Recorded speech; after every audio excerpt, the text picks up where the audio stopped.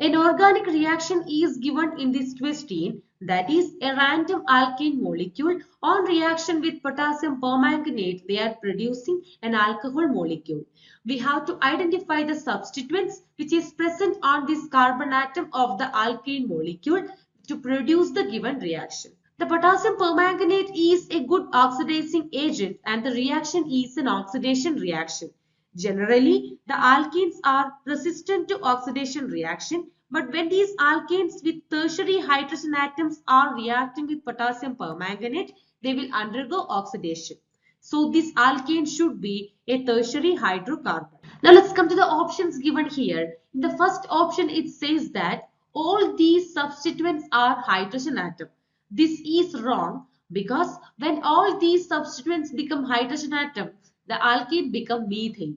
Methane cannot be oxidized by potassium permanganate to produce the alcohol. So option A is the incorrect one. In second option, it says that all these substituents are alkyl groups. So this is the correct one. Because when all these groups become methyl groups, the oxidation become easier because the hydrocarbon will be a tertiary hydrocarbon.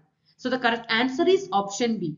If you are coming to the option C and D, these will be wrong answers because in option C, the hydrocarbon will be a primary one and in option D, it will be a secondary one.